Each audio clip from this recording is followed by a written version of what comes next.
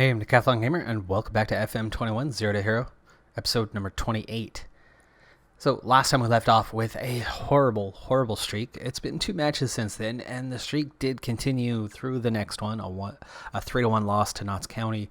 Finally, though, for just the second time this season, Newport County 4-0 at home, a very big statement victory for the team, and the morale is actually quite a bit better following that team meeting that we had. So as we are about to enter September, have we hit the turning point? Will the team start to perform? Again, morale is starting to look up. That could be a thing, but today is that big day where morale could take another huge hit as we are on that transfer deadline day around the higher leagues.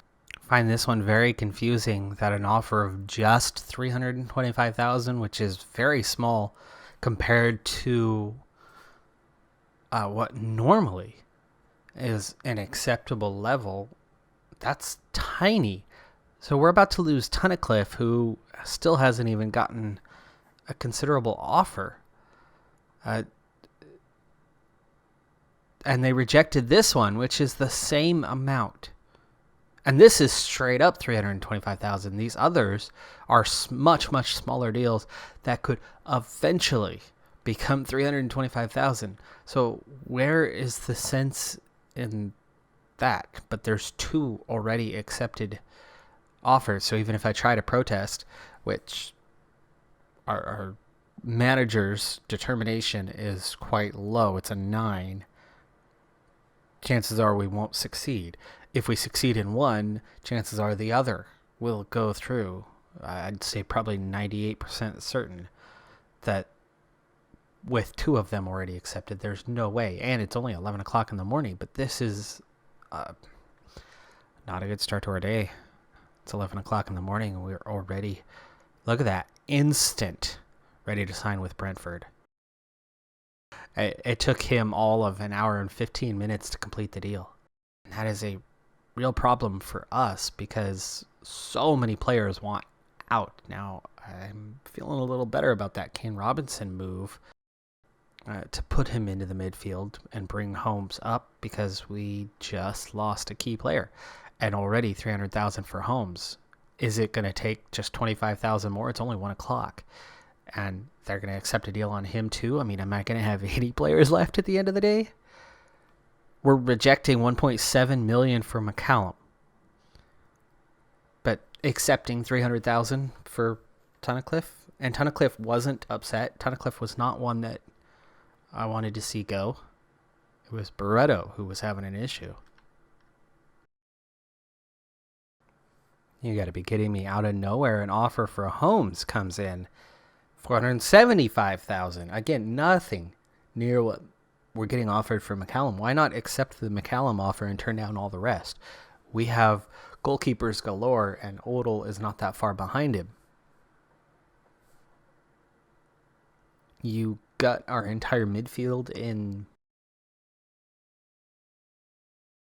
and now Barbados too, $375,000. It's only 5 o'clock. The day is far from done. This is already our 3rd player being lost. And you got to figure at this point, McCallum's going to be lost as well, because he's approaching $2.5 million.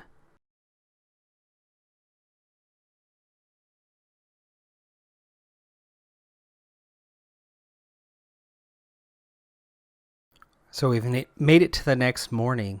Now, Holmes, Tunnicliffe, Barbados, and McCallum, all with those sizable offers, multiple offers accepted for various players, and Holmes has decided to stay. And despite $3.5–4 million offered for McCallum, the club didn't accept any of that, but did accept the significantly smaller offers for Tunnicliffe and Barbados, who did leave. So we lose 2 very key players. The Barbados one is actually going to be pretty difficult because I do have a little bit of flexibility in the midfield. Losing Tunnicliffe hurts, but we do have some flexibility there. But Barbados, I don't have a reserve for him. I don't have a quality backup at that right wing position. So I'm really worried about this season. We've had such a terrible, terrible start to the season. I'm feeling slightly better that we've made it to morning and we only lost 2 of the 4 players. I was absolutely terrified a moment ago when it looked likely that we were going to lose 4 players amidst the chaos of the start of the season that we've had. I mean, this was going to be the biggest setback since day 1, where all the attributes were at a 1. Glass is maybe not half full for me at the moment, but there's at least a few drops in the bottom of the glass. There is still hope. Maybe not for successful this season, though. I mean, are we ready to write this season off already? It's the 1st of September. No, I am not ready to write this season off yet. Right now, I'm ready to put my head down, and I really hope that the players could put their head down and get on with the business of playing at the level we belong, which is a higher level than this. So within the entire organization, there are maybe 3 candidates to play in that right wing position. Liam Campbell is first in line for it. Liam Campbell was on the bench, last guy on the bench, and we were giving him a little bit of time. He's in the high 70s, but his potential is only in the high 80s. Not really somebody I want in that position. He's already 19. He's already nearly as developed as he's going to be. He's got some physicals. He's got a little bit of vision, and he's got decent speed, but he's a terrible attacking player. Our backup to him is O'Callaghan, and he's in the almost identical scenario of he's 69, so he's actually the last player on the senior squad roster, and his potential is only about an 80, so even worse than Liam Campbell as an option. Looking down all the way to the U18s, turns out that our top prospect that's been stored there just from this last intake, so he's only been with us for not even 6 months yet, is Ashley Hartley.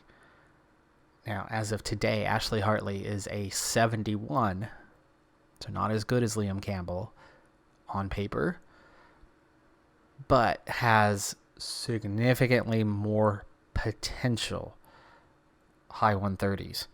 So can grow and develop into a very significant member of this squad. Of course, Barbados is a massive loss because he was already that and was still growing at a pretty rapid pace and overtaking a lot of other players. So it really hurts to lose Barbados. But moving on from that, trying to add a few more drops to that glass and make it a little more full, Ashley Hartley is a good prospect. He is slightly worse than Liam Campbell right now today, but give him 2 or 3 weeks and he'll probably be equal to Liam Campbell. Give him a couple of months and he'll far surpass what Liam Campbell would do. Even if I give Campbell the start every single day, he's almost at his max potential now. So what kind of growth is he going to get? Virtually none. So we're going to go ahead and trial by fire with Ashley Hartley. And at a 71, that's my bare minimum for senior squad. He's just cutting it, and he's going to have to go straight into the starting lineup. Now, looking at the two in comparison, you actually almost want Hartley right now anyway. He's well behind physically to Campbell, and he is behind on vision. But they have same speed, and that's both of their best attributes right now.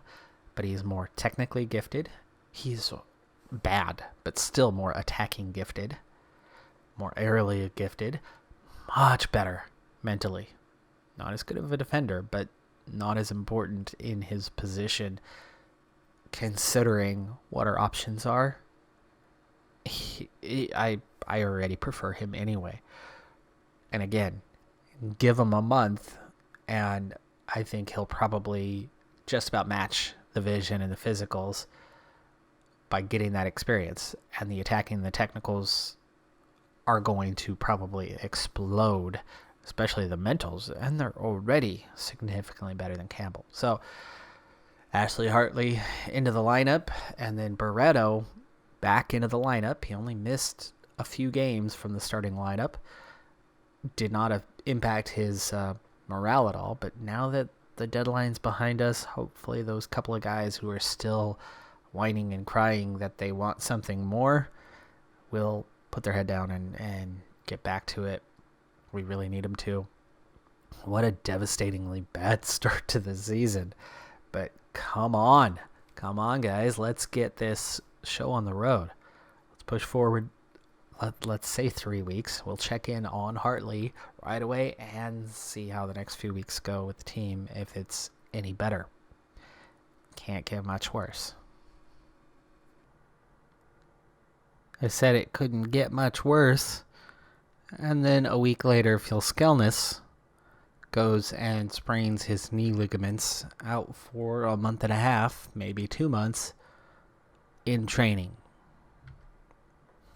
Literally, our final attacking player left at our disposal, Andy Fenton, who was the weakest of the three anyway, pulls his thigh, and he's out for, it's only a week, but I said it couldn't get much worse, and yet a team struggling to score has literally lost all of its attacking options. The guys that were capable, who couldn't even score themselves, are now on the sidelines or gone from the team entirely. And we're getting deeper and deeper with random U23s and U18s being called up by the assistant coach to fill in for Phil Skelnis and Fenton. And then with a new U18 that I called up to do the same to replace Barbados, and in 3 matches, they've only managed to score 1 goal. And it was this man, Andy Fenton, who did that. He was taken out while scoring or just after the score. Oh, come on. I'm trying to be optimistic, but it is so difficult right now. It's only been 3 weeks since the move happened. Ashley Hartley already starting to improve, and I can see why. Determination, 20. He's going to improve very rapidly, so really looking forward to his time with the team.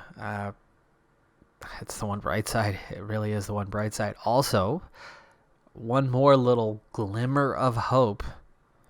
We did manage a draw in our 4th match of the last 3 weeks, just a day or 2 ago. And Hartley got his first career goal. We drew 2-2. Unfortunately, it was also a letdown with a stoppage time goal to turn a win into a draw. But it's something. I mean, we've only scored 3 goals in the 4 matches. 3 draws in the 4 matches means we continue to massively underperform on the season as a whole. We've played 11 matches and we have just 10 points, and we are a single goal above the drop right now. It really, and I said this already, it can't get much worse, and yet I found a way for it to get worse. I shot myself in the foot, apparently, by making that statement. But I refuse to give in. I refuse to give up. It will get better. Let's push forward. 4 weeks. We will check in again and see the progress. He's only gained a few points in 3 weeks, but I mean, come on. He's already on the verge of overtaking the guy who stood to be the replacement. By the way, both of those other potential replacements, both of them have low morale and didn't train well the last couple of weeks. I think I might know why, even though nothing has been verbal from either of them to suggest why. But I think I know the answer. A U18 coming up and not you not getting the chance. I think that would make a lot of people upset. We're only 18 points out of the lead. 18. We could do that. It's not over. As we've pushed forward into early October, Robinson, he's figured out defensive mid. He's now accomplished there. That is his role, and he is developing rapidly. He's already shot up the list. He's 100 plus. And of course, with 2 key players lost, he's really moved up that list quite a bit. Holmes, Barreto, Robinson, there's your midfield. There's 3 of our 4 top outfield players. Actually, that is our 3 top outfield players. Odell's the other one in there with McCallum. So our 2 goalkeepers and our 3 midfielders are the tops of the team. Simpson, Elliott, Jewell, 3 defenders are our next best, surprisingly.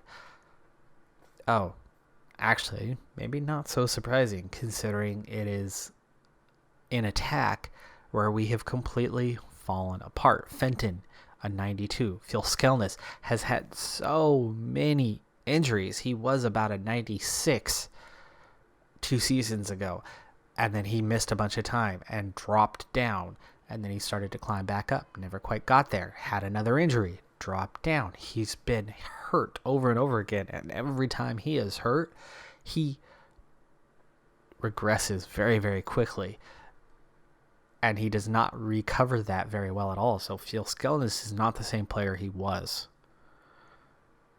Ando has hit that 90 finally, and he's not a terrible backup to that center 3. Prosser, I don't know why he's not improving very rapidly, but I don't think he's getting a lot of play time. He's not. He's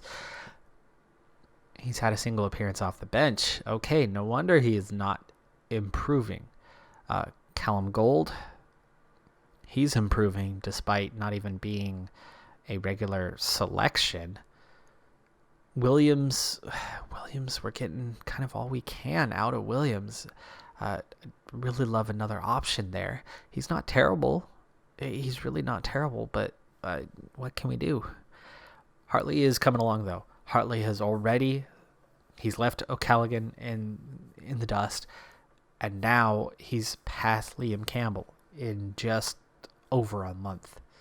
5 weeks since he came up from the U18s, and he has already picked up 10 points, and you can see that potential is quite high.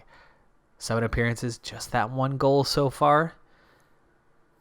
And our offense as a group has not been doing well. Hartley, though, yeah. Oh, I like the improvement. Let's go ahead and compare with Campbell again, our previous check-in. So this is 5 weeks on. Hartley now in the green. It was reversed last time. Actually looking fairly similar. Aerially, I think it was 9-7. Now it's 11-7. So he's picked up 2 points there. Technicals 12-10. Was that already 12-10 or was it 11-10? That's the only difference. So he's jumped in aerial progression.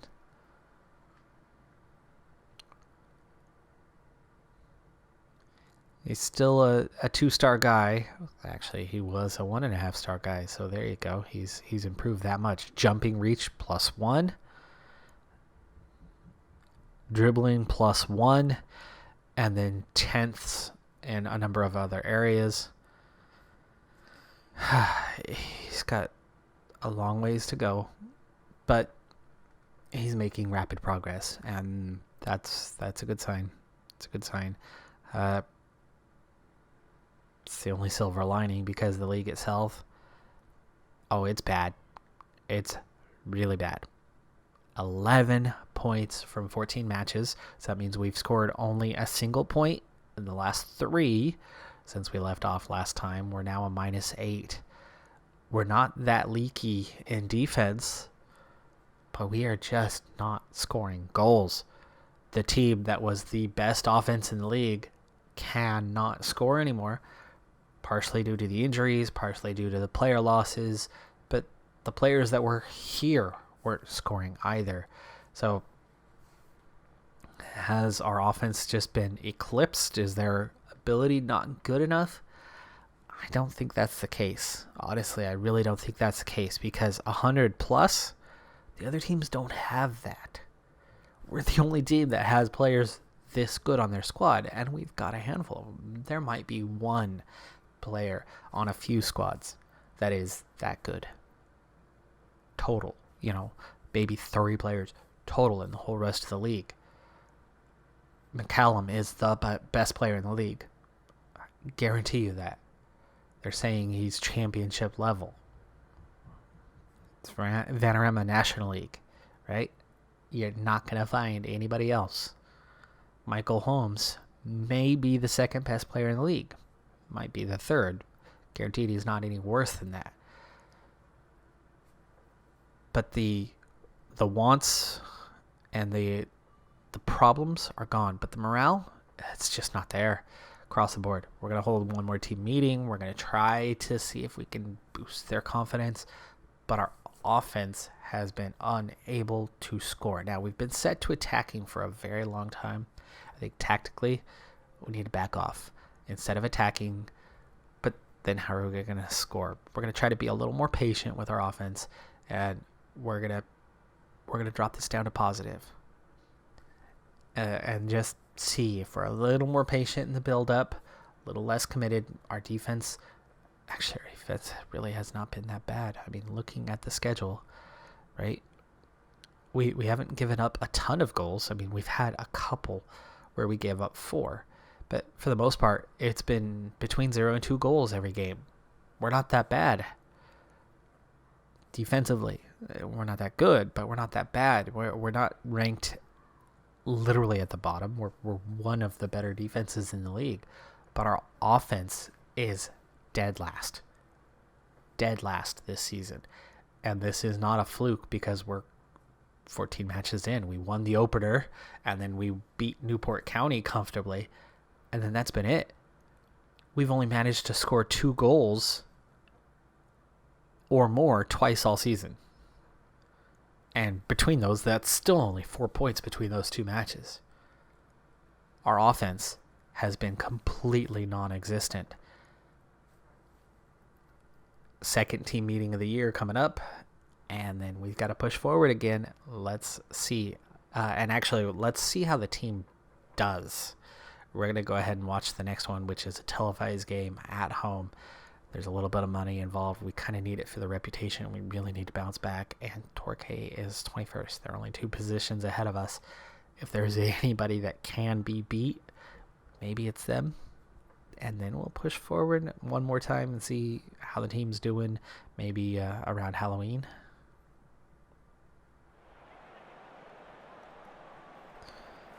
All right, here we go. And again, the bad news continues. I've got 3 players away on international duty. No postponement to the game. Phil Skelnis is still injured. And so we are stretched so thin for this televised match, which is on Sunday. The rest of the league played Saturday. And we have slipped 1 spot further. We are now dead last, bottom of the table. It literally now cannot get any worse. Favorites to win the league, and we are dead last. And it is not early days any longer. There's a lot of season left to play, but it's not early days. And Ashley Hartley with his 2nd goal of the season, 5 minutes in. Coming off a team meeting and a change in positioning for the day. Liam Campbell, the same guy we talked about who stood to be the replacement, has to play on that right wing today, and it is Ashley Hartley playing in Phil Skelnis' spot due to Phil Skelnis' injury. He should be back soon. Now, as for what else is going on, McCallum, international duty, so Odell in to start today, as Campbell earns a corner on that one. We did back off to positive, now being the standard tactic, at least for this season, or at least for now. We'll see how that goes until we can actually get the offense rolling, because in terms of attacking, well, we're not scoring. So what happens if we're more patient? Well, right now anyway, tons of chances. We're not even 20 minutes in, We've had 5 shot attempts already. Our XG somehow still under 1, but okay. Here's Elliott, Hartley on that overlap, and well done, but nobody there. Holmes gets a chance, but ball is maybe a little low. And he stretches to get underneath it and then ends up going high. Robinson, nice. Ooh. Whoa, what? What? No.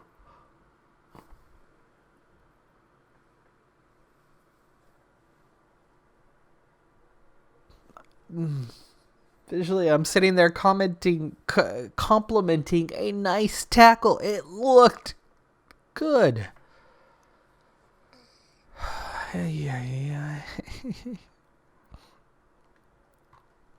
Woe is me. Woe is me.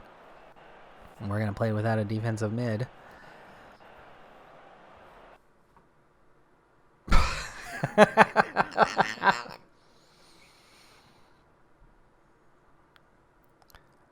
Oh.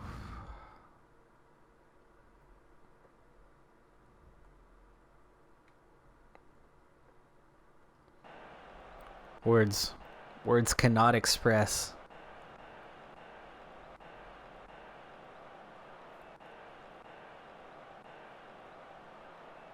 Cruising into halftime. At least at the moment, we're shutting them down. Now Fenton has picked up a knock as well. Are you kidding? Simpson gets a free header and misses very wide on that one. We cannot give away those chances. Wow. I mean, look at this. This total domination, it's only 0.81 to 0.04. They've had just a single shot. But I'm incredibly nervous because this team has only won 2 games this season and haven't won in 8 matches or something like that.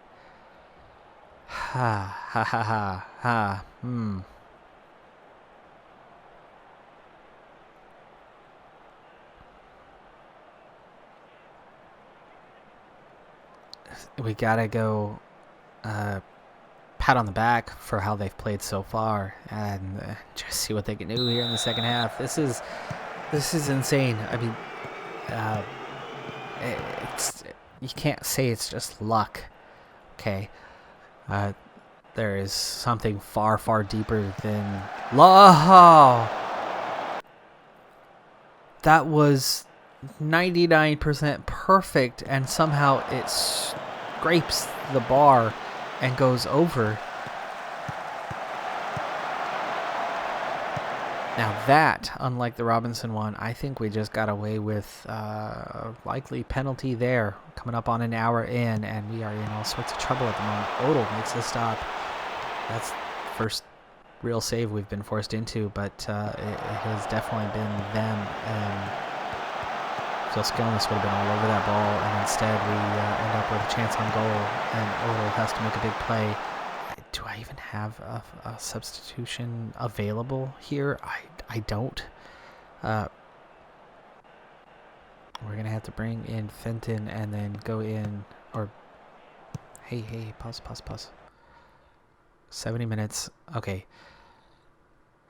Ando, maybe I just remove the position and bring Ando back into his natural position. Play without a left wing for the last 20 minutes and then go very defensive. Just try to survive at this point. Change some instructions here. Let's waste a ton of time. Let's slow things down.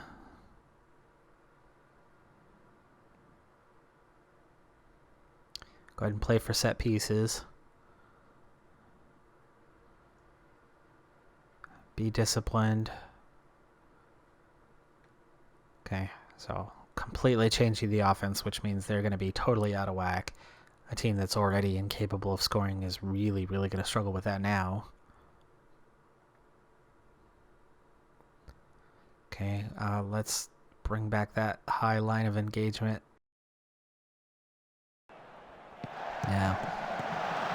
They're going to screw things up tactically for us, or is parking the bus going to work?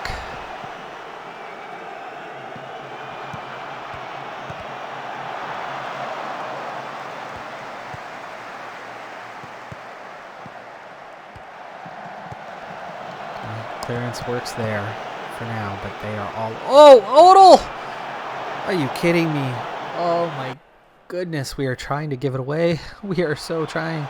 Easy ball, and Odell somehow completely misses it. He gets bailed out by Simpson. Oh gosh, they're going a 4-2-4. Really? 10 minutes.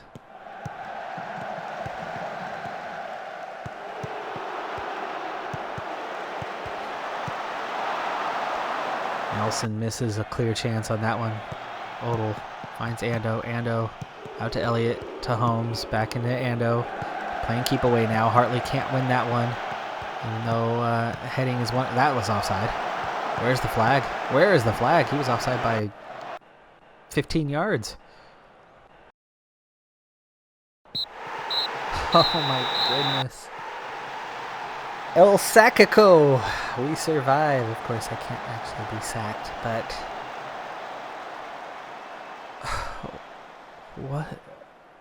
what a devastating season we are having, and it just really can't get any worse. You know what? Never mind going forward a few weeks. We'll start the next episode forward a few weeks. I'm just going to go and find some oxygen. I need it right now because my heart has skipped a few beats, and oh my gosh, this is stressful. Are you stressed out? I'm stressed out. This is insane. We now sit on 14 points through 15 matches. We're still not averaging a point per match. At this point, I'm already ready to say goodbye to the league this season, considering the players we lost and the injuries we've had in the start. We are way too far in the season now to overcome this and just go on some crazy win streak, especially with the personnel. At this point, I would just settle for mid-table and call that a successful season. Yikes. We have so much work to do. That's going to do it for this one, though. I'm Decathlon Gamer. Thanks for tuning in. If you like our survival tactics and are enjoying this mess of a show, do hit that like button. I'll see you next time. Have a good one. Be safe out there, and bye for now.